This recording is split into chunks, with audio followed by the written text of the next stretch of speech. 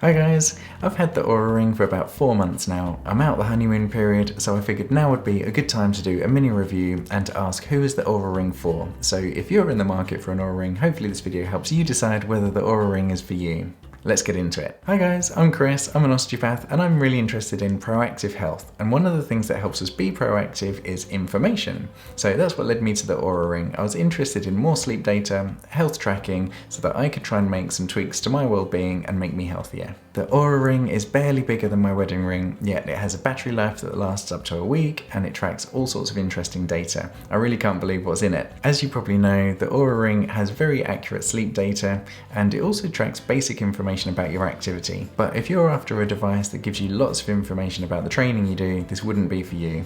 This just gives basic information about your walking, your daily calories, and a rough estimate of the sort of intensity of exercise you do in a day, but it doesn't give you much more data than that. However, where the Oura Ring does shine and where it can help your training is in telling you your readiness score. Sports science has really helped us in the last 10 years understand how physiological stress can impact our training. When we have more stress from, say, work and lack of sleep and family life and emotional stress, that can impact our training and put us more at risk of injury and getting sick if we push it too hard in our training.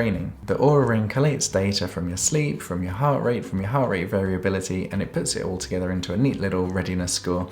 And what that does is it tells you how hard you can hit it in any given day. The way I see it, the Oura Ring gives you all the information you need before you train so that you can train smart, and then other devices give you all the information about your training so that you can analyze that. But the Oura Ring isn't just about training. I've come to realize the Oura Ring is for 3 distinct types of people. So let's get into those 3. The first group are people who want basic sleep and health tracking, but they don't want to be wearing a watch or a bracelet. I definitely fall into this category myself.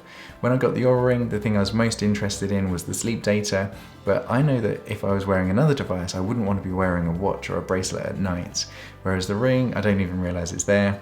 The other good thing about it is you can turn it onto airplane mode, so it's not emitting EMF. And although the research is still a bit fuzzy on whether it's a bad thing or not for us, I just think it's a good idea to turn it on airplane mode when you're wearing it, and then you can put the ring on its little dock and it syncs to your phone, and you can do that a couple of times a day. The other good thing about having a ring and not, say, a watch is that it's not pinging at you with notifications. I have really not wanted to get a smartwatch because I don't want more notifications coming at me in another device. So the ring is nice, it's unobtrusive, I forget about it, and it's not emitting EMF or giving me notifications. The second group of people who I think the Oura Ring is for are those who need to improve their sleep.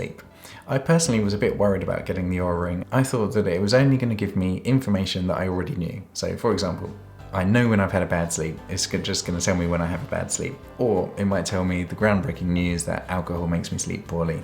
I already knew that. But actually, I have had some really helpful lessons come from the ring. I'm someone that does like information and data, and seeing things so objectively in front of me does help me make better decisions in my health and my lifestyle. So some of the lessons I've learned. It's not just alcohol that affects my sleep, but also sugar. When I have too much sugar, it really reduces my sleep efficiency, and the metric for that is when I reach my resting heart rate. So I reach my resting heart rate much later in the night.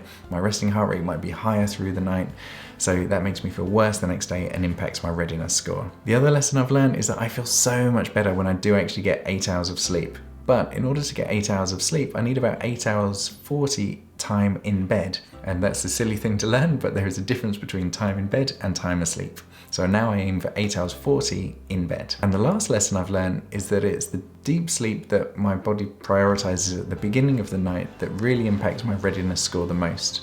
If I get disturbed early in the night, or if I eat too much sugar, that will impact my readiness score a lot. Whereas if I get a good start of the night, but then say, for example, my kids wake me up later in the night, that doesn't impact my readiness score too much. So now I prioritize going to bed early, not having sugar at night, and then I know that that's going to give me a better chance of having a high readiness score the next day. And the third category of people that I think the Oura Ring's for are those who really do like to train regularly. If you're someone who likes fitness and likes training, you have to understand the most important thing in your training plan is consistency. What gets in the way of consistency? Sickness and injury. So how do you prevent yourself getting sick or injured? You need to train smart, not hard.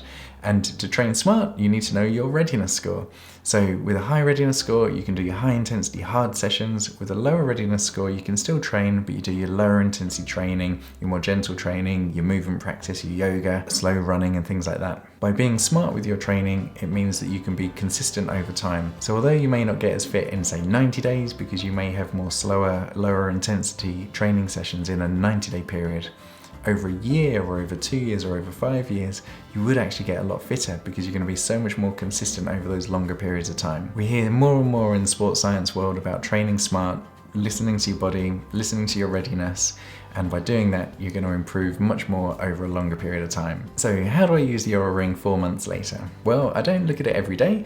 I've got a lot better at understanding the signs and symptoms my body's telling me, and that's partly thanks to correlating the way I feel to the data in the app. I know when I can hit it hard, when I need to hold back and take it a bit easier. I do, however, still go through phases where I feel like I need to improve my sleep, so I look at it a lot more. The analogy I use is it's kind of like the bathroom scales. I don't weigh myself every day, I don't weigh myself every week, but from time to time, say after Christmas, I feel a bit fat, so I get on the scales every day so I can track progress. They're there when I need them.